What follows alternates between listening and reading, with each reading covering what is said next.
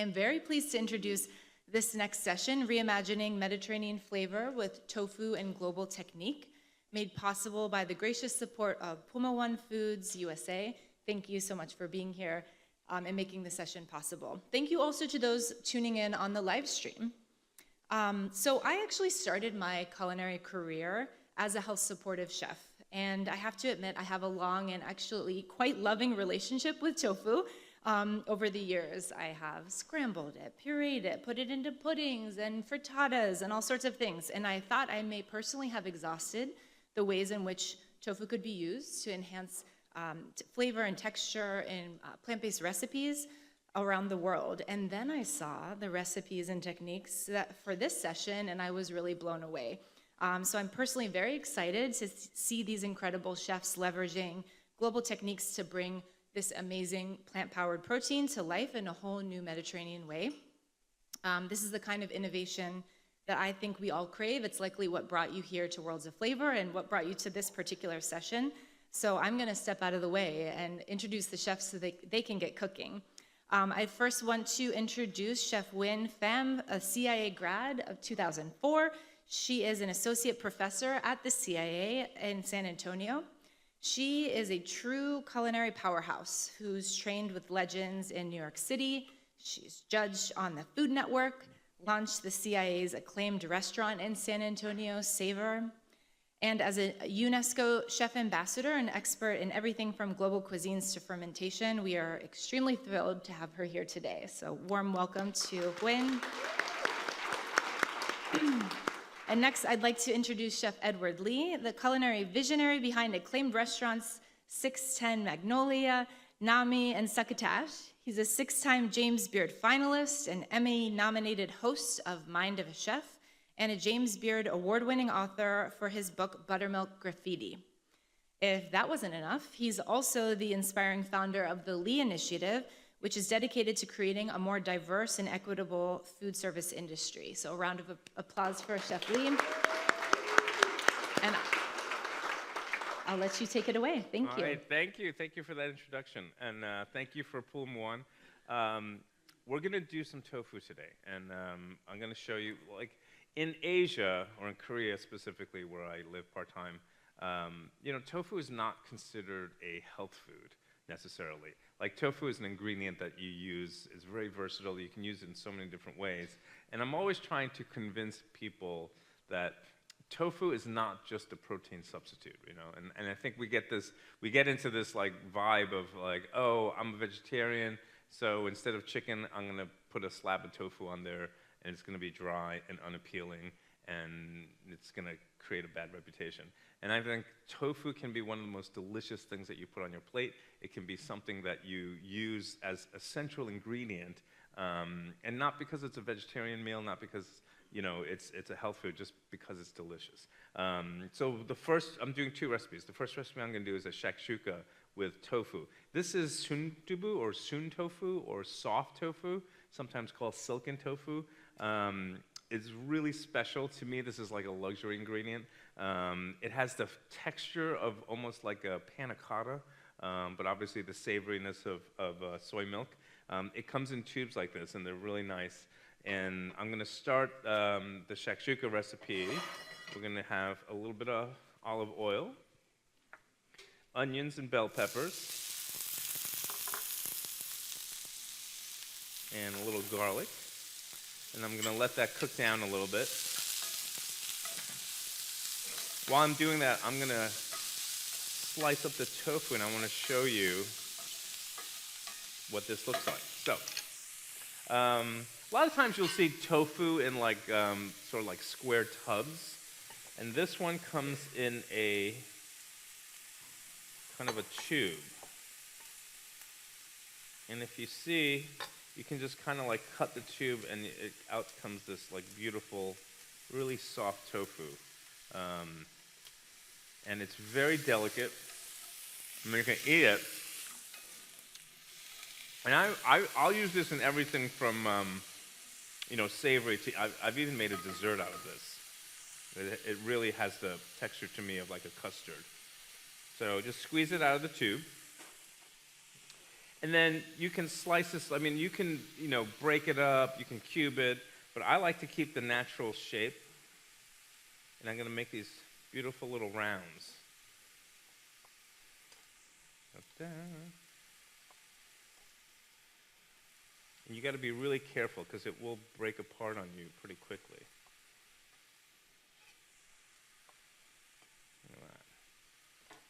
Okay. And then now, once we get here, we're going to add some more Korean flavors to the shakshuka because, well, this is, as you can tell, it's not an authentic shakshuka, but it is a delicious version of it. So we're using gochujang, which is a chili-based fermented Korean chili paste. That's going to add some. So what I love about gochujang is it's spicy, right? But it's also fermented, so you're getting, it's not just like melt your face off spice, but you're getting a lot of that fermented umami-ness, earthiness, getting a little sweetness. It's got a lot of flavors. And anything you put in it, it's going to add depth and range of flavors to it. So I got a little paprika, a little cumin. Thank you. And then this is cool. I want to talk a little bit about this because this is kind of like the newest incarnation and innovation in kimchi. So we all know what kimchi is now, and it's like gotten really popular. This is something called kimchi sauce, and it's sort of an innovative sauce made by Muhammara. It comes in big bags like this. It's only in bulk right now, but you're basically getting kimchi pureed into a thick sauce like this. And it's got so many uses. Obviously, it's pre-chopped for you. It's pre-pureed, so you can incorporate it now into different sauces, and you're going to incorporate like that kimchi fermented, spicy, little sour flavor into anything, and it really does brighten up and spicing up your food. So, and then, you can put a little bit or as much as you want into it. But again, it's not just a hot sauce. It has that like fermented, tartness to it, and it's really addictive. And I've started just putting it on everything. And I actually cheat a little bit. Like sometimes when I make my own kimchi, and it's like, it takes like 2-3 weeks, and if it's not quite there yet, it's a little underripe, I'll throw a little bit of the sauce into, like mix it up with the kimchi, and it kind of cheats your kimchi. Don't laugh. But it really works. It kind of like, they're like, oh, that kimchi is like, tastes like it's a month old. I'm like, yeah, it's 6 days old. Anyway, it's a nice thing. So we've got our base here now, and we're going to add tomato, crushed tomato,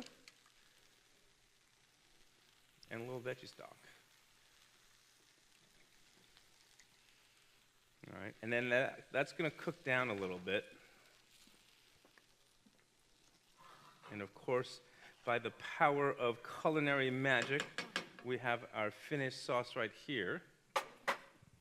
And then what we're going to do is, I'm going to make this, like normally with shakshuka, right, you would put your eggs in here and poach your eggs into it. But I'm going to do it with tofu. And it has this lovely texture.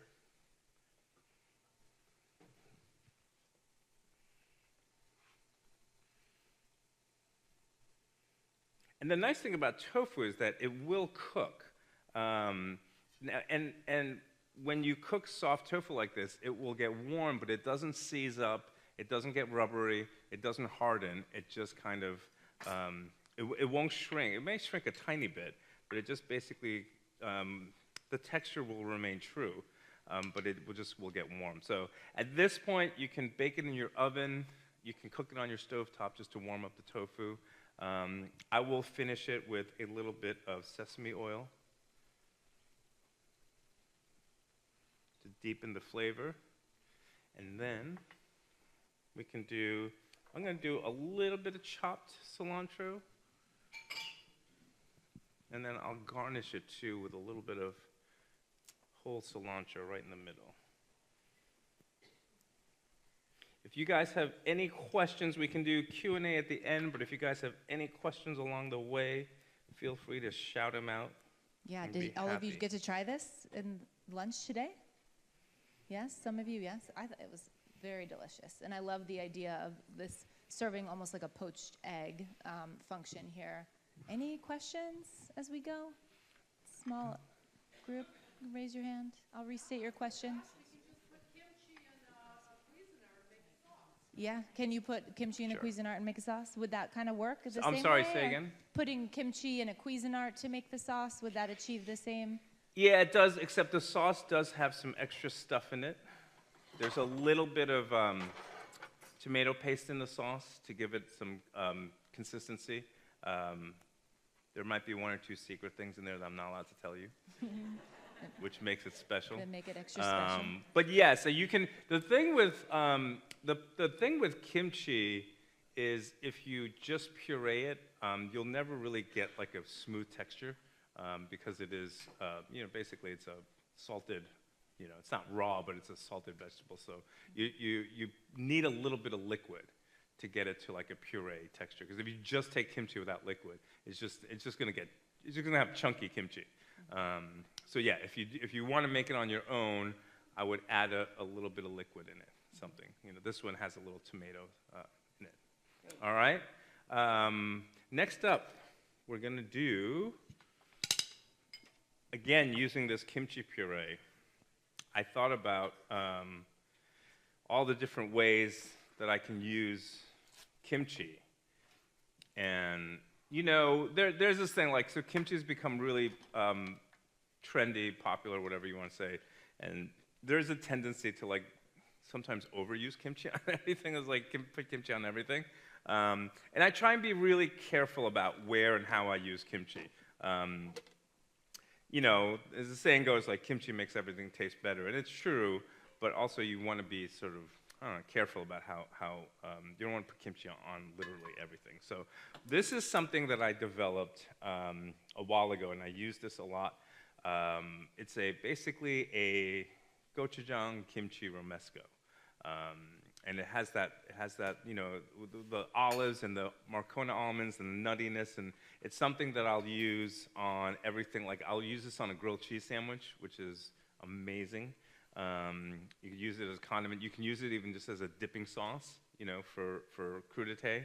But today, I'm actually putting it on top of a little bucatini to make a really unique pasta. So, really interesting, really simple. We're going to start with Marcona almonds, roasted red peppers. These we made from scratch, but you can buy like the jar of roasted red peppers.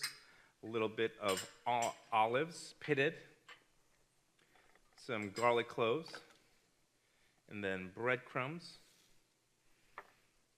And then this is gochujang.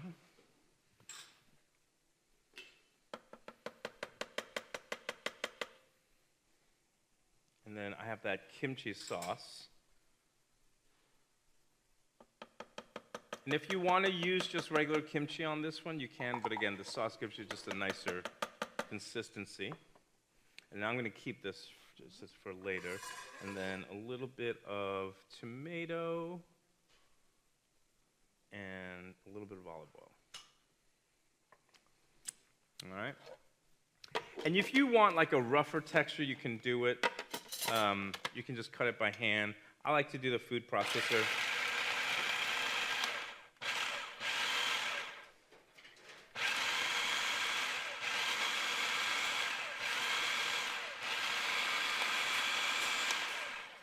But I like to still keep it a little bit chunky.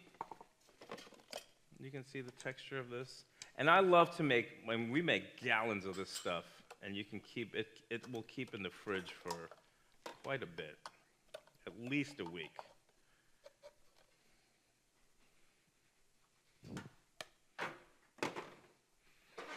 All right. So that's your romesco. Super easy. And then I'm going to start with our pasta, just to get that boiling. So I'm doing bucatini, but you can do even tagliatelle or just regular spaghetti. I like a thick noodle with this to hold the sauce. All right. And then really at this stage, I'm just making a carbonara. So we're going to start with a little bit of guanciale.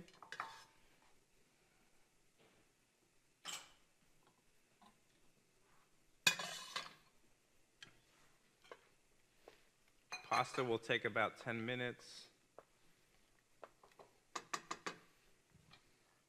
Do people come up and taste after? Sorry, she said no. I was gonna let you, but she said no. But you should taste this romesco. Yes. I don't know how to do it, but here.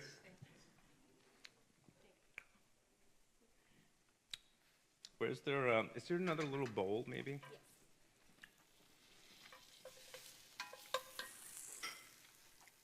Perfect. Here, I'm gonna take a little bit, and then here, you guys can pass it around. Just stick your little finger in it and taste it, because it's really good. But don't double dip, all right? Because everyone has to share it, so don't. Be respectful of the double dip. Great. And bucatini is like it's like a Sicilian pasta, Yeah, right? it's the hollow pasta. It's got a little, Yeah. hollow thing in it, which I'll be honest with you, I don't cook Italian food. I don't know why it's hollow. I just know I love it. It's like my favorite pasta. In the romesco you're making also is like It's a Mediterranean, yeah. I mean, Yeah. traditionally more Spanish, but Right. Iberian, but yes, Mediterranean. But I think bucatini holds up well to those like kind of bright and kind Yes. of vibrant, thicker sauces. And I just love there's a good amount of spice in this, and so I don't know. For me, the thicker pasta just holds up well, especially when you're chewing it. It kind of like it kind of changes and develops in your mouth as you chew. Yes. If you guys run out of spoons back there, let me know. All right. Very, very quick and easy. I'm just going to take a couple of egg yolks.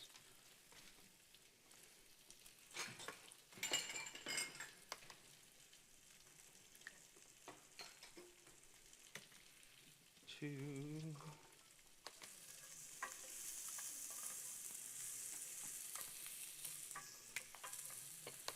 And this romesco is, I mean, I use it on so many different things, and it's become my sort of like all-purpose, fun. It's not quite a sauce, right? But it's not a chutney. It's like somewhere in between, and it's got so many different uses. I love chunky things. All right, so I got my eggs whisking. I like to throw a lot of Parmesan, so I'm gonna put a ton of Parmesan in there. I'm gonna do just a little bit of cream.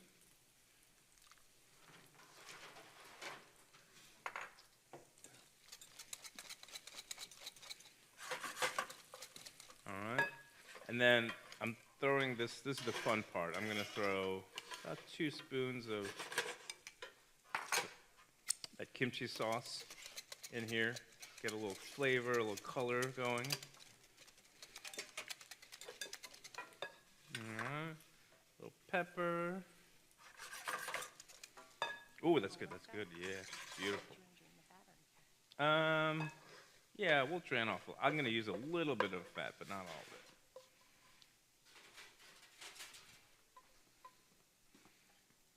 Beautiful, yeah.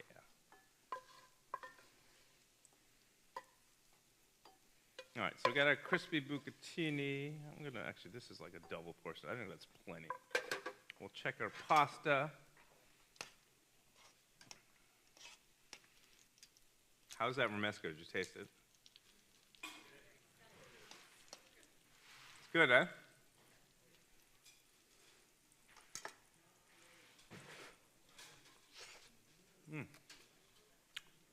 A few more minutes. All right, and I've got some watercress, some really nice fresh watercress, which I'm going to garnish with. So my carbonara, I mean, I just do it very simple. So I do this, I'll throw in the, do you have the pork? Or did you take, oh yeah, I'll take that, yeah. So I'll throw in the pork. I always take a little bit of the rendered pork fat. And if you don't have guanciale, you can use bacon too. Bacon bucatini or bacon carbonara is just as delicious. So I'll do that.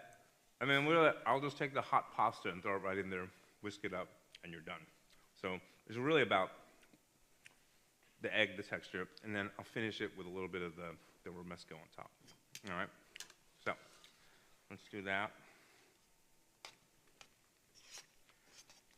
Just about done. All right, so let's do a little bit of the bacon. A little bit of the hot fat.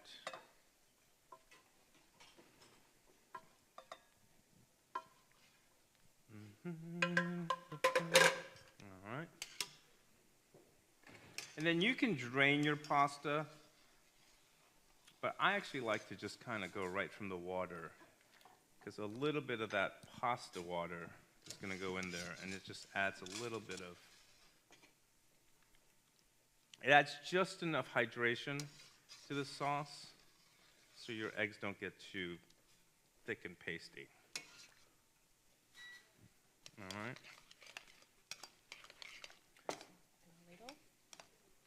No, I'm good.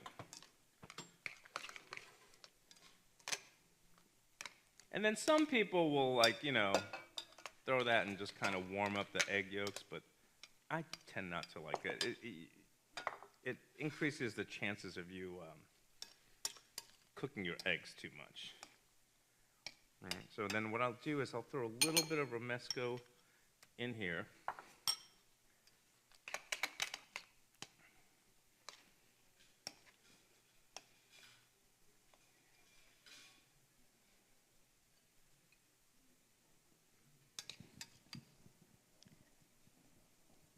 Okay, I know we're running low on spoons. This was our impromptu tasting, so we have a few more. Apologize for those who may not get a taste, but we know it all smells extremely good in the room. For those tuning in on the live cast, you're missing out on this amazing smell.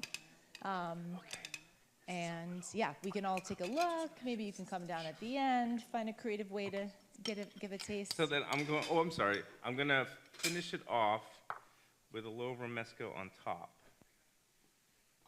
And then I like to do a little lemon zest, just to give it a little brightness.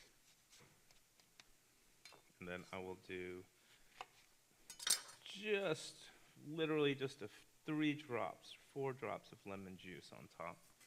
And then finish it off with a little bit more Parmesan.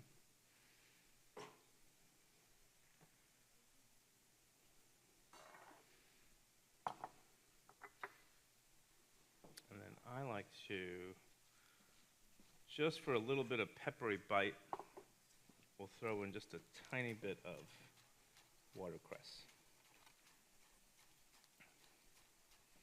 And if you have nice watercress like this, you can use stems and all. It's really beautiful. All right, and that's it. Yeah. Great, thank you. Thank you so much, Chef.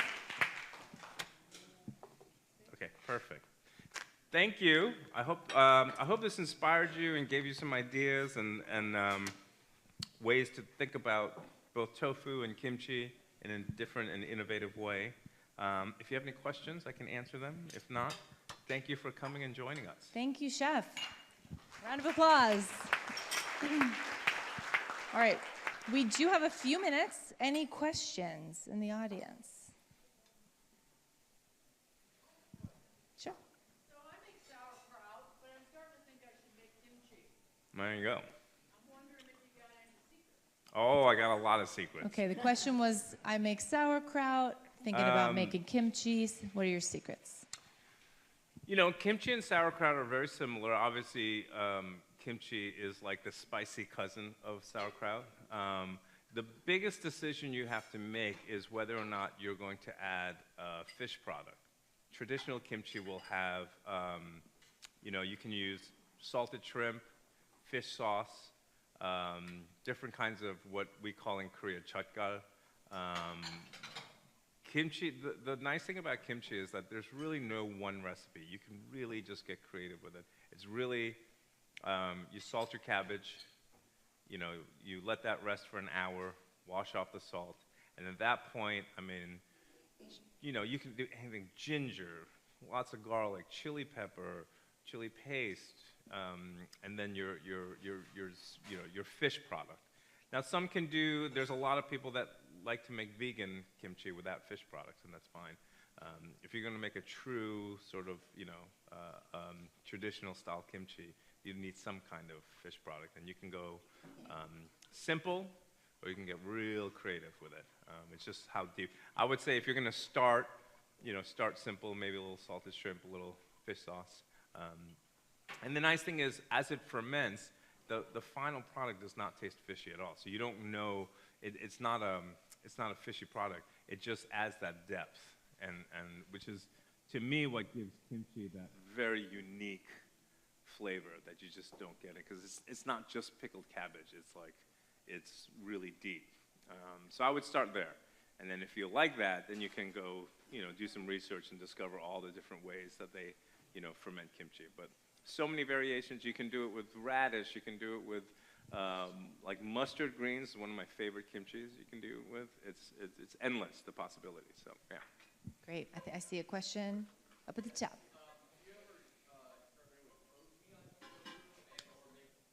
Yeah. Koji on tofu. Yeah, so koji, slightly different product.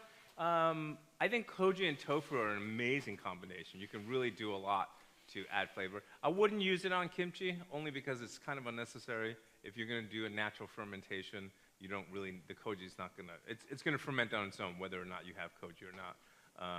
But yeah, I think something like tofu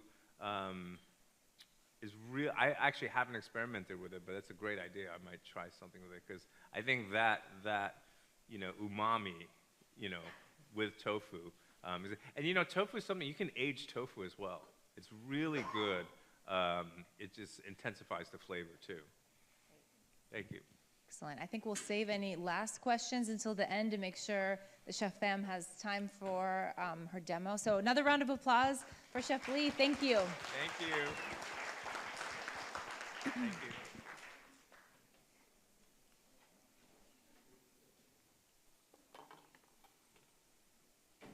All right. Okay.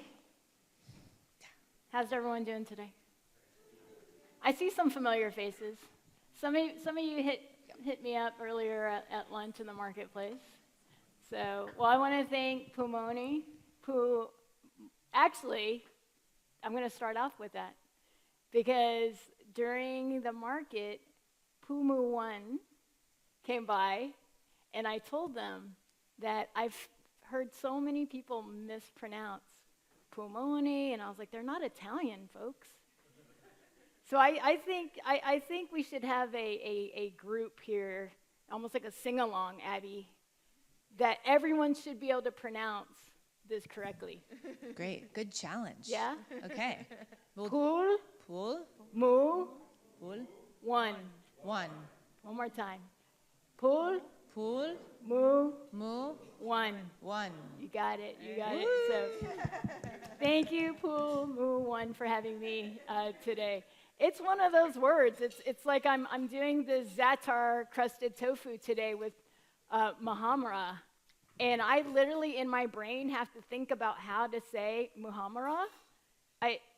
It's like Worcestershire, right? And I mean, I almost wanted to say Hakuna Matata. Here I am like making Muhammara. So Pumu One. So thank you. All right. So what I have here, I just took out the Zatar crusted tofu, and I decided to incorporate tofu 2 ways in this recipe. So with this, I have a firm tofu, and I get asked a lot of times whether or not to press tofu, and I personally don't. I'm not sure if Chef Lee does or not, but for me, I usually just buy the texture that I'm looking for. So you have silken, soft, medium, firm, extra firm. So that's the amount of moisture that is in the tofu. So the firmer it is, the longer they've pressed it. So today, I'm working with a firm tofu. Basically, it comes in a block like this, and I just cut it into thirds. I wanted to go with something that gave me a little bit more surface area than a cube, because I really wanted the flavors of the Zatar to come through on this. So From here, I just really throw it into I'm just kind of doing a crust here, coating it, throwing it in, and I will season it as well. And the reason why I'm not using a bowl is because even though this is firm tofu, it could still break up on me. But if you do have any that break up, what you could do is turn it into tofu crumbles. So earlier, Chef Lee had mentioned that a lot of times tofu people just use as the alternative to, again, you're vegan, you're vegetarian. Yes, it's a great plant-forward substitute, but I also like to use it in terms of like croutons as well. So it could be the main feature, the main plate, or it could be like a little side, like banchan that you see so commonly in Korea, or TSP, textured soy protein, where they literally dry it out, and so you could use this, crumble it up, and turn it into like ground meat as well. So I would have done that had I had any that were broken up in the package, but their product is amazing. It wasn't broken up, so I don't have any today. But if you ever do, you can always repurpose that. So actually, let me put on my gloves, and I'll kind of coat this. And then I have a sheet pan here that I'm going to add a little bit of olive oil. And you could bake this in the oven. You could also do this in the air fryer. So if you wanted it to be a little bit less fat. So a generous amount. You could also do this with pan spray. So I'm just going to smear this onto parchment paper, or you could use a silpat mat as well. And while I have it on this side, I'm going to go ahead and season this with salt and pepper. You could also just season the Zatar. So let me talk really quick about Zatar. Are you all familiar with Zatar at all? I had a lot of people during the lunch break ask me about Zatar. Show of hands in here. Who's familiar with Zatar? Okay, awesome. So, so it's, I think, such an underutilized spice blend. So you see it in the Middle East, and it's made up of dried thyme. Sometimes you'll see some dried oregano, marjoram. Sumac, I think, is a key ingredient, and then sesame seeds. So yesterday I did the podcast out there, and they had asked the question about overlap between Mediterranean and Asian cuisine. And right there, when you think about the sesame seeds, and that's already in here, that very much shows up in our Asian cuisines throughout the world. So I do a pretty generous, I have it really crusted on. Don't be shy on that. So then I just lay it onto a sheet pan like little soldiers, columns and rows. Don't just throw it on there. Makes for easy counting. And so I mentioned sumac, and do we know what sumac is? Yeah, thank you. What's sumac? It's a dried berry. Yeah, it comes from the sumac plant. Thank you. It comes from the sumac plant, and there are different varietals. And this is a red berry, and it actually gets dried, and then the flavor of sumac, I actually have it right here. It's very tangy, a little bit tart and earthy. And so this is that little zing that you get in Zatar. But you have to be careful with sumac because there are poisonous varieties. Those are the white berries. So if you're out foraging or something and you see the white berries, run. So, all right, so this is ready to go. It goes into the oven, 400 degrees, 425. Bake it. You don't need to flip it over. And what's great about this dish is that you can serve it hot while it's really nice and crisp, or you can serve it room temp like I did during the market. So, all right, so with Zatar, so I covered, you've got thyme, you got those herbs, and then sumac. Okay, so next what I'm going to move to is the Muhammara. So, a lot of times in the Mediterranean, people are very familiar with, or actually I'd say in the States, you go out to a Middle Eastern, Mediterranean, Greek restaurant, and you see hummus, and you see baba ganoush, and then that might be the extent of it. So Muhammara is very similar to both of those in that you can use it for breads, served with different proteins, as a dip. So the bases of it are going to be smoked or roasted bell peppers, red bell peppers that you could fire roast. And the piquillos are the ones that I decided to use today. These are from Spain. And they have a little bit of a smokiness. They're not spicy, a little bit sweet. And then it's nut-based, so we're using walnuts. And then you have the sumac Aleppo. So Aleppo pepper. So earlier, Chef was doing this Korean-inspired, and now that I think of it, I could have done a little bit of gochugaru with this. But similar to gochugaru, Aleppo pepper is not spicy. A lot of times you might see it's bright red, and people look at it and they think it's going to really light them up. It doesn't. It's very tame, a little bit sweet.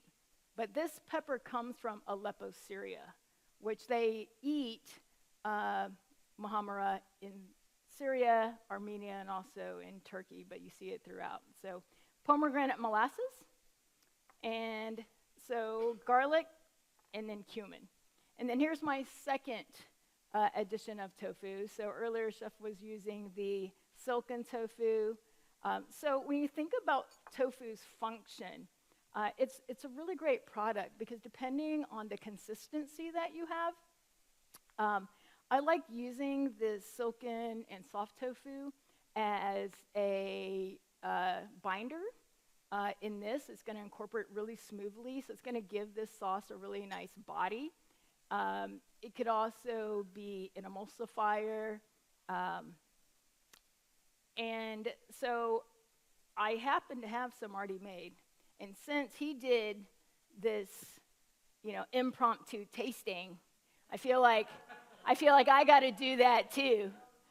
So, I think we're out of spoons. We don't have spoons. Well, can we do onto a finger or no? Is that Maybe people can come up at the end and Okay, up here if you guys want to perfect. do that and come up, and I'll also call for more you spoons. you already those of you who came to my table, you had it at lunch. So, but if you didn't, so maybe after the demo, come on down. So, all right, so this is very simple. So in terms of adding the ingredients, I usually like to add wet ingredients first, because if you start with something dry, whether it's flour or nuts, it might just kind of jam up your blender.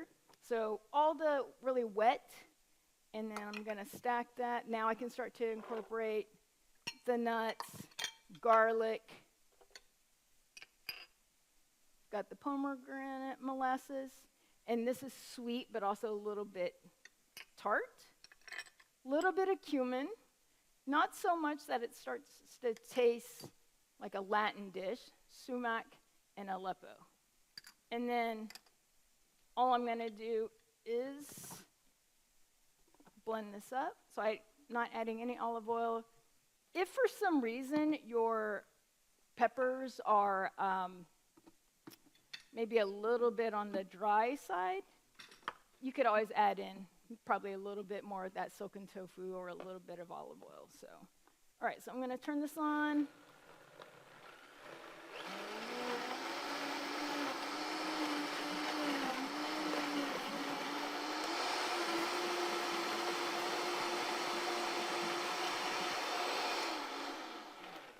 And I'm going to stop blending this right now and talk to you about, it's such a gorgeous color. But I typically like to blend my sauces for a really long time, because you'll see it's going to start to lighten up, because here's my finished product here. So just kind of look at what happens here, because I'm adding a lot of air to this, right? So, oh, there we go.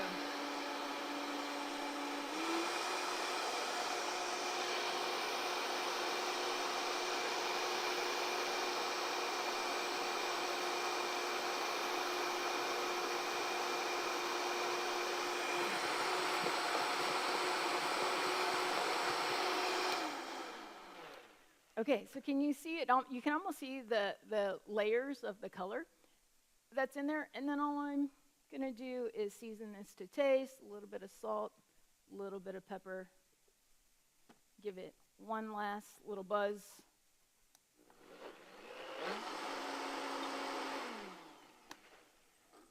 Okay, and taste. Any questions so far? Abby, I'm fine taking questions if Great. you like. Good. Looks amazing. So you want it to be pretty, I have a question. Do you want it to be pretty smooth, right? This ultimately, whereas Yeah. like Chef Lee kind of left a little texture. Here you want it to be pretty smooth? Yeah, I'd say when I think of hummus, I enjoy really smooth hummus, and same with Muhammara. Now, like something like a baba ganoush, some people like it a little bit on that chunkier side because you could do it with a fork or a food processor. If I was doing a large amount, then I would probably not do it by hand. Yeah. So, Great. Questions? Anissa? It's a little off topic to what you're making, but you were talking about the silken tofu being an emulsifying agent or a binding agent. Do you think it could be possible that it could be used as a vegan replacement in baking as well, as an emulsifying agent or a binding agent? So the question, just to restate it, I should have handed you the mic, sorry, is that, tofu, you're using it as like an emulsifier, a binding agent here. In your recipes, could that also be used in baking in a similar way? yeah, I have used it in frozen desserts and some baked, but I wouldn't rely on it completely as an emulsifier. I would still incorporate other things like maybe some chia seeds or things like that because it has that almost like that mucinous consistency that the silken or soft tofu doesn't quite have because it can be very watery, right? It's very custardy. But what's nice about it is that it just gives you this really lush body and texture to, especially like a sauce or something like that. So yeah, great question. When would you decide to use like and press tofu, for example, to get some of that water out versus like when you want to use a softer tofu that has a higher water content? Yeah, so when I think of what type of tofu I'm going to use, I think of the dish that I'm going to make. If it's like a soup or a stew, like in Korea, they have sundubujigae, and it's just that soft tofu. It's really custardy. But if I'm going to typically stir fry or something, and I'm doing a lot of movement in the wok and just getting just a lot of friction, then I probably go with like a medium or firm. But the other thing that you see that they do typically is that a lot of times they actually fry the tofu. They might cut it into blocks. They fry it, and the reason why they do that is to bring out the nuttiness of the soybeans, and it gives a little bit of chewy texture. So in Asia, we love chewy food. Mochi, right, if you think about it, boba. So the Italians with pasta, they also like that chewy al dente, so we incorporate that with our pastas as well. So that's why we fry and then we throw it into the wok. Gotcha. If you were to just use that tofu that I had earlier and start to cook with it, it's all gonna break apart. So. Are we familiar with how tofu is made, like from beginning to end, and the coagulants that's used? Because it's really similar to making cheese, right? So, yes, we know. Oh no, I see some nods. Yes. Okay. Yes, no? Yeah. So I'll give you my version. I'm not sure if Pumu One will share their method, but. In its simplest form, you start off with dried soybeans and you soak them, really similar to how you would maybe soak beans. And typically you soak them overnight, and then the next day you would rinse it, and then you blend it with water. And so basically I'm making soy milk, right? And then what you do is that you would simmer it, and so you have the proteins that are in the soybeans. So when you think about when you make like a cheese, there's proteins in milk. So to get those proteins to come together so that you get curds, you need to add some type of coagulant, and it could be anything from gypsum, calcium sulfate, or you could use nagari. In Japan, they typically use nagari. And so then that brings it together, and then they strain it. And then the solids that's left over, you can put it and you can squeeze it. That's called okara, and you can use those solids and consume that. So you could utilize 100% of this product. So once you get that strained, now you have all those curds. You put it into a mold, and it's, it could be as big as this. And then they put like a little piece of wood to press it, and then it's like this, the whey and the water comes out, and then they would slice it, and then depending on how long they press it is the consistency that you get. Got it. Yeah. So and it sounds like all the parts of the process are utilized, like byproducts and everything. Yeah. Yeah. So again, just like with cheese, you have dairy, you add some type of acid, and then you get your curds, and then you have cheese. So, great. Puma One, how'd I do? Yes, I got We the have thumbs up in the front. That's great. Any other questions in the audience? We do have time. Lingering questions. Okay, well, while they're thinking, I can plate this up and Great. finish it out for you. So.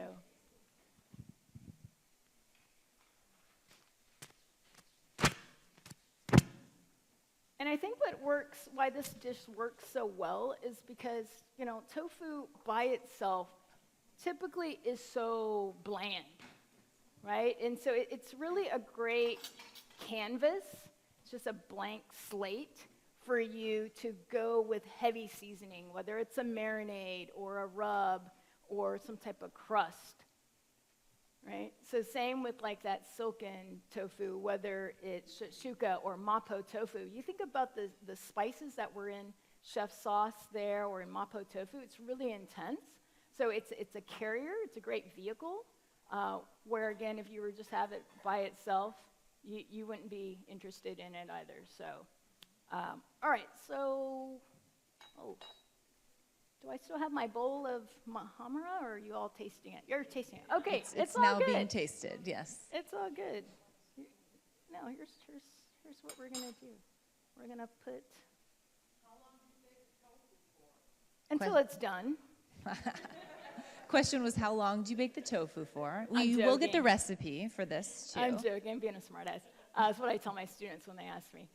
So it'll take, depending on your home oven, it usually takes anywhere from about 30 minutes to probably no more than 40 minutes. But if you had an air fryer, even less time than that. So, okay, I'm just going to do a little bit of a base just to give my tofu something to stick to. At lunch, I kind of plated these individually, so you had a nice little bite. But the Muhammara is my base, and it looks like fresh tofu just came out of the oven.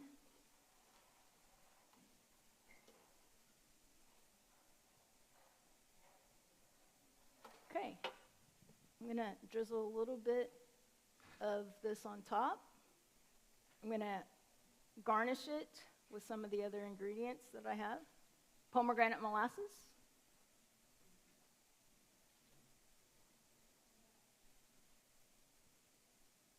Some of the walnuts. Anytime I'm using nuts in a dish, I usually like to use it as a garnish, just as a warning for people.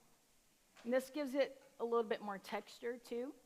Pomegranate seeds, a little bit of crunch, and then finally just some microgreens. And you could do this family style.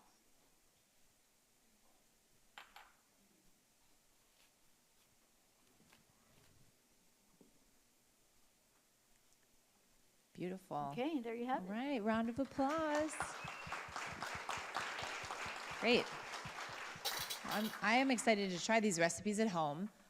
Chef, what might you serve with this to kind of round it out and make a whole meal? Yeah, so again, you could treat this just as an entree as well, and add maybe some type of starch or some other vegetables if you wanted this to be the main show, or again, looking at it a little bit based off of that Muhammara as like how you would consume hummus and baba ganoush.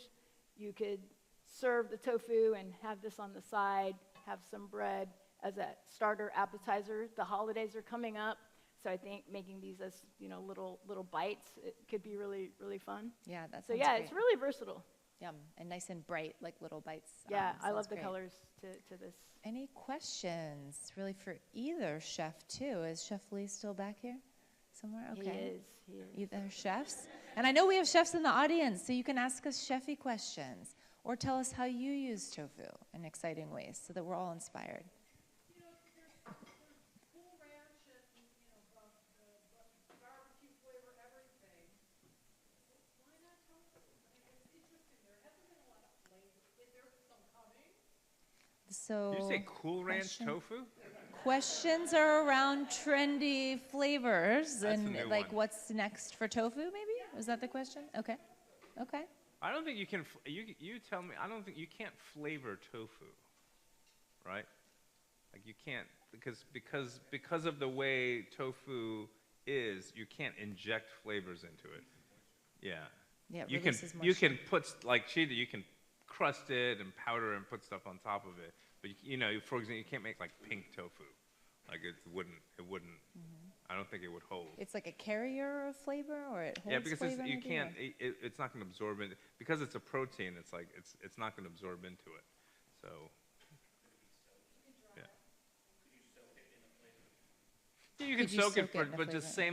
same like meat. If you I don't know. Let's say if you stuck meat into a vat of flavoring, it's only going to absorb so much. Like. Yeah, like it'll. For example, if you take tofu and put it into beet juice, it's gonna absorb just on the surface. Right. It won't absorb the coloring all the way through to the center. So there's So- different like processing you can do. Is that what you're saying up here? What if you're right, so the idea of making tofu is water and soaking soybeans. What if you soak those soybeans in the beet juice originally? Yeah, but it Ah. won't because when you coagulate it, that the beet juice will just extrude as water. Right, and the question was just like if you can soak the soybeans in the tofu making process in a flavoring, and Yeah, sounds because like once you puree it and you can get flavored soy milk, but as soon as you add coagulants, it's only gonna gel the proteins together. So Yeah. all the liquid will still. And again, you might have some surface coloring, but it won't be like colored all the way throughout. got it. With spices, there was also, like, if you put Chinese spices in, and you're making it, you wouldn't use Chinese spices in tofu. No, it would, and again, it would, anything, because the proteins are coming together, anything that you add to it, like, it will come out as, it will push itself out. So all of that flavor, it'll all come. Now, what you'll have then is Chinese spiced. So like just like when you make cheese, if you make tofu, there's a ton of water, because you're separating the protein from the water, right? Let's say you have a gallon of soy milk, I think makes like a tiny block of tofu, right? So there's a lot of water that gets, extruded Yeah. out. So if whatever you can flavor it, the water will be flavored with it, right? And then that will affect the flavor of the tofu a little bit. But again, it won't go all the way to the Right, center. maybe do like the surface flavor. Yeah, and, it'll like and be hold like- the yeah. flavor on the top. And then you have a question here. Yeah, no, that carbonara is fascinating to me, the flavor profile, just explosive flavor. So my question is, obviously carbonara, Italian influence, but with the Korean, Yeah. would you call it an Italian dish or a Korean? Well, that's a good question. This is a question about the carbonara, and because it's very Italian, but with the kind of Korean touch, like would you call that still an Italian dish? Yeah, and that's a good question. And my answer is, I would call it an American dish. and to me, that's the, I think that's the beauty of American cuisine, is that you are able to do all these things. If I made this in Italy, they would probably tie me up and deport me from the country. You can't do that. Now you can do it in Korea. Actually, there's some pasta restaurants in Korea that are really being creative, But it's again, but if I took a traditional Korean dish and I threw pasta, do some Italian influences, again, no, not cool. But I think that's the beauty of America, is that you can, like, we don't we hold these traditions to be precious, but they're not rules that we have to follow. And I think that's why we can come up with these really beautiful innovations and be playful with our food in ways that you can't do in other countries when they have 2,000 years of history, on their shoulders, saying, you don't mess with our carbonara. This is how it's done. Yeah. I Well said. went to Italy, and I went to it's the place where they invented pesto. So it's on the western side. Genoa. Yeah, and it was like, we were there for 4 days for a wedding, and like the first 2 days I had pesto. It was the best pesto I've ever had in my life. It was like trophy alla pesto. And by the third day, I was like, do you guys have any like tomatoes? You guys have, and they're like, no, we just have. I was like, you guys don't make like a, like a spicy, and they were like, no, we make pesto, and it was it. And I was like, all right. Well said. Like we get, great inspiration for innovations. Kind of play with the tofu, play with your flavors. Yeah. And again, thank you. Round of applause for the chefs.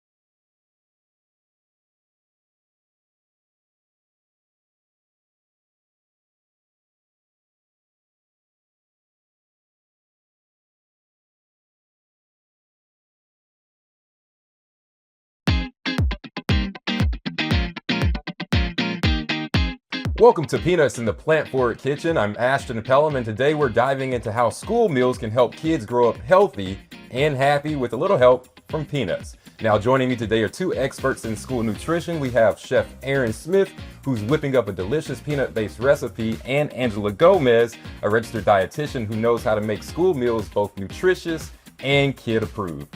Now, Angela, balancing USDA guidelines with what kids will actually eat, that is no small feat at all. How do peanuts help you strike that balance? Well, as you know, peanuts are a familiar favorite, especially in the form of peanut butter for a lot of our students. And we want to feed kids something that they're excited about, which peanuts are part of that. Peanuts are really versatile. They can be included in culturally relevant school meals, in globally inspired dishes, sauces, baked in breads. They can be in so many different things. On top of that, they're also nutritionally jam-packed. They have about 7 grams of protein per serving, which is more than any other nut. They also have healthy fats, fiber, and over 30 essential vitamins and minerals. So nutrient-packed. Now, that's a great point. Peanuts really check a lot of boxes when it comes to nutrition, and clearly there's more to them than just PB&J. Now, Chef Aaron, walk us through what you're going to be cooking us today. It smells amazing in here. Yeah, so today we're going to set up a peanut butter toast bar, right? It's a great way for kids to interact, a way for them to kind of build their own plate, as well as to touch on different global flavors as well. So today we're going to touch on 3 different types of peanut butter toast. We're going to do a spicy, we're going to do a fresh, and we're going to do a sweet one. So I'm going to start off with the sweet and spicy toast, which would include some orange marmalade, some sriracha, as well as cilantro. Now, that sounds really delicious. Now, Angela, there are some schools out there, they're cautious about peanuts because of food allergies in particular. Is this as widespread as people think that it is? Peanuts are one of the top 9 food allergens in the US, and all food allergies should be taken seriously. However, banning peanuts gives a false sense of security. So it's best in school cafeterias to plan and not ban. And the truth is, we're serving a lot of foods that could be potential allergens to some of our students. The way we manage those foods and keep those foods safe is the same thing we can do with peanuts. So training, proper food labeling, and proper food preparation. It would be great to have peanuts back on the menu everywhere. I hate for kids to miss out on this great nutrition, and wow, how does that look? It looks so amazing. Orange marmalade, some sriracha for a little bit of heat, and some cilantro. Wow. And then if you could help me out. Yep. I'll grab this piece of toast right here. It's already got a spread on it. So you can start with the banana split. Bananas, you have some chocolate chips and a little bit of caramel. And I'm gonna work on the one with the fresh berries. Now this is pretty easy. I'm just gonna supervise you all, okay? Now, Chef Aaron, how do you handle peanut allergies in your operation? Well, we make sure we do a lot to make sure there's awareness about peanuts. The way we went about it, we first incorporated peanuts in high school level, middle school, and then created a lot of signage for the elementary students. And with our signage, we make sure that we have pictures of what a peanut is versus just relying on the word peanuts. Less than 1% of our students has a peanut allergy. So we want to make sure that those students are super aware that we have peanuts, but also give the students who love peanuts the opportunity to have it. For me personally, my daughter has a peanut allergy. So I make sure that she is super aware, ask the questions, know what it looks like. But her friend still eats it. They still have the trail mixes. They still have the other things. And she would check. She said, I see a peanut. Wow. Yeah. Okay, so Chef Aaron, this looks beautiful right here. I see we have the sweet, we have the split, and then we have the spicy. The cool thing about this, right, you can have as much fruit as you want. And I understand the USDA rules about added sugars, but a little drizzle doesn't hurt of honey. And another cool thing that we can do with this concept, we can make this a peanut butter grab and go box for like grabbing on the classroom, field trips. All the things for the banana split, you can have a little thing of bananas, chocolate chips, and the students can build their own. So you have a lot of flexibility with this concept. Chef Aaron, Angela, thank you both. We learned that peanuts are not only packed with nutrition, but when prepared safely and creatively, they can be a powerful part of school meals, both breakfast and lunch included.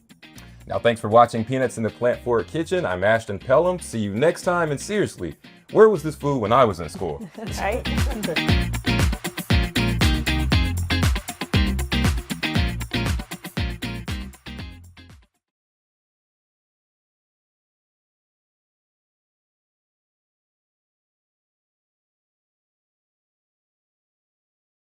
Lemongrass tofu is intensely flavorful, packed with fragrant and citrusy lemongrass and crispy golden tofu.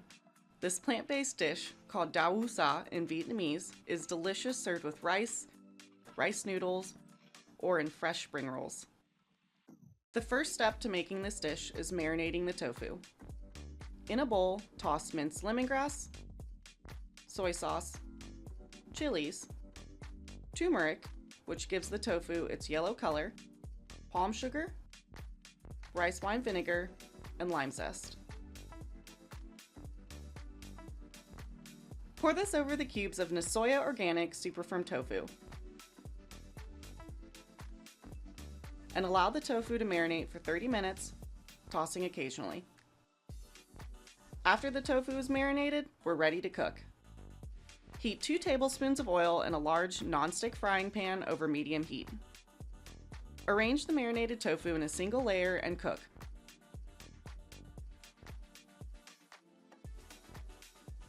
Turning occasionally with chopsticks or a fish spatula until browned and caramelized on all sides. Avoid overcrowding the pan when browning tofu to ensure even cooking.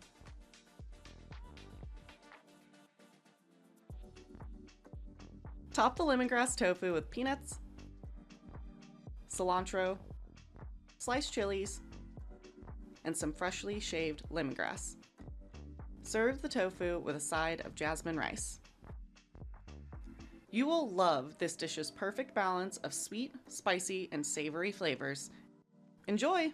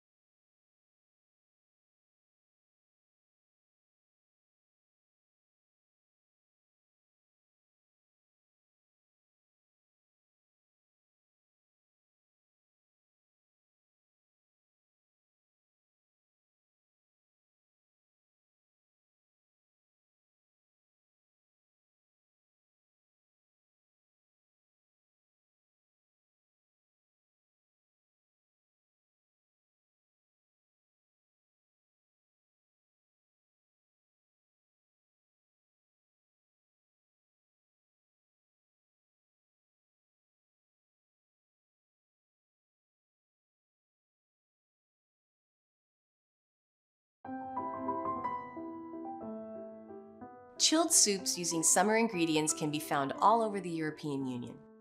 France's vichyssoise, Bulgarian tarator, German kalte Gurkensuppe, and Portugal's gazpacho alentejano. Spain's southern region of Andalusia is known for its garlicky chilled version of tomato soups, gazpacho and salmorejo. They are light and refreshing on a hot summer's day. Here's my take on a chilled tomato soup. In place of traditional day-old bread, I'm adding salted crackers from Romania here. They've been soaked in water and will add body and a nutty, creamy texture as well as seasoning to the soup. I'm adding Croatian tomato sauce as the base, along with some Polish paprika and smoked salt from Germany. Red bell pepper and Espelette pepper vinegar from France adds mild heat with sweet, fruity, and acidic notes. I'm adding this olive oil from Greece that is garlic infused to add some extra garlicky flavor.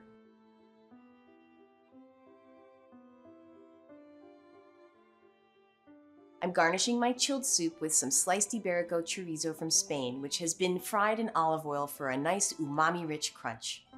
This gazpacho is more than just a summer soup. It's a snapshot of European flavor and geography blended into one dish that's inspiring, accessible, and globally relevant. To resemble the traditional egg garnish, I'm also topping the soup with olives stuffed with Parmigiano Reggiano. This cow's milk cheese has protected designation of origin or PDO status, which guarantees it is made exclusively in Italy, following strict traditional methods. I love the briny flavor of the olives paired with the sweet and savory soup. Give the soup one last drizzle of oil, though this time I'll be using pumpkin seed oil, also known as Steirisches Kürbisgrünöl from Austria. It adds a deep, rich green color and a burst of summer squash flavor. This pumpkin seed oil has PGI or Protected Geographical Indication label. This label certifies that at least one stage of the production, processing, or preparation of the product takes place in the region of its geographical origin. Lastly, I'm going to garnish with a touch more of the smoked sea salt from Germany. And serve! I love celebrating and updating traditional European recipes with my own favorite ingredients and influences. And I hope you'll love this reimagined classic European summer dish as much as I do. This chilled summer soup is so refreshing and really is what both chefs and home cooks alike are craving. Something light, bright, and flavorful using high-quality pantry staples.